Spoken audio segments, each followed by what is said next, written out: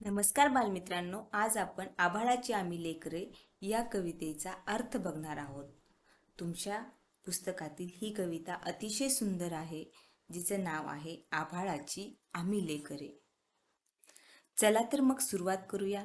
बघा, तुमच्या या कवितेमध्ये पहिलं कडवं आहे, आभाळाची आम्ही लेकरे, काळी माती आई, जात वेगळी नाही आम्हा, धर्म वेगळा नाही। मग या ओळींचा अर्थ असा होतो की आम्ही या विशाल आभाळाची मुले आहोत आणि ही काळी आई म्हणजे धरती, पृथ्वी आमची माता आहे। निसर्गाच्या लेखी सर्व समान आहेत, म्हणजे निसर्गापुढे कोणीही लहान किंवा मोठा नाही, सर्व समान आहेत। त्यामुळे आमची कोणतीही वेगळी जात किंवा वेगळा धर्म नाही, केवळ माणुसकी हाच आमचा धर्म आहे। मग या पृथ्वीवरती, या काळ्या मातीवरती जे आम्ही राहत आहोत, यांची कोणतीही वेगळी जात किंवा वेगळा धर्म नाही, केवळ माणुसकी हा एकच धर्म आहे। बघा, यानंतरचं पुढचं जे कडवं आहे ते आहे, श्रमगंगेच्या तीरावरती कष्टकऱ्यांची आमची वस्ती, नाव वेगळी नाही आम्हा, गाव वेगळा नाही। तर या ओळींचा अर्थ आपण समजून घेऊया।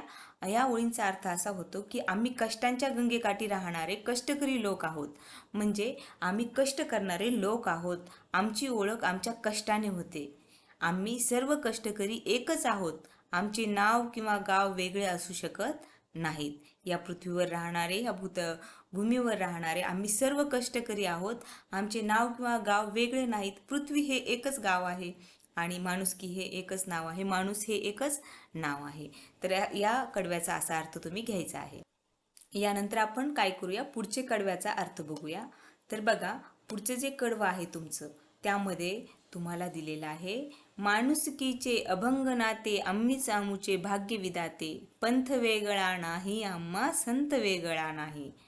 तर या कडव्यांचा अर्थ तुम्हाला समजून घ्यायचा आहे।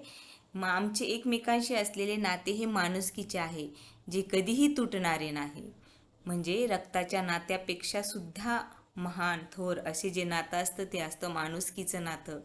आपण आपले नशीब स्वतःच्या कष्टाने घडवतो, म्हणजे आपणच आपले भाग्यविधाते आहोत। भाग्यविधाता म्हणजे स्वतःचं भाग्य स्वतः घडवणारा, म्हणजे स्वतःच्या कष्टाने स्वतःचं नशीब घडवणारा। आमचा कोणताही वेगळा पंथ नाही किंवा वेगळा संत नाही, माणुसकीची शिकवण हाच आमचा खरा मार्ग आहे, असं तुम्हाला या पुढील कडव्यामधून सांगण्यात आलेलं आहे। तर बघा, किती सुंदर हा तुमच्या कवितेचा अर्थ आहे।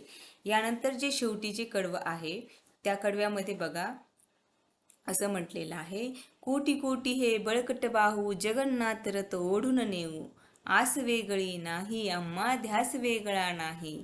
मग या ओळींचा अर्थ असा होतो की आमच्याकडे कोट्यवधी लोकांच्या हाताचे बळ आहे।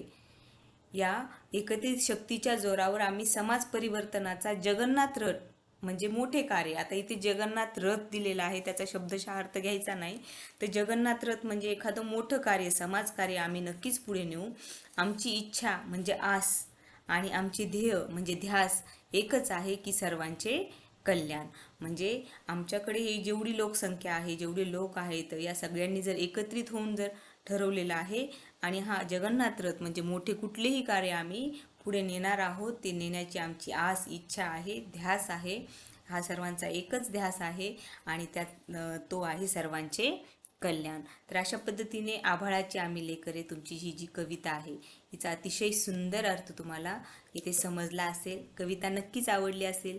कविता परत परत ऐका आणि या कवितेचे चालीवर गायनही करा। तर अशाच पद्धतीने नवनवीन व्हिडिओ बघण्यासाठी रत्नमाला राऊत यूट्यूब चॅनलला सबस्क्राईब करा। तर परत भेटूया पुढील व्हिडिओमध्ये, तोपर्यंत धन्यवाद।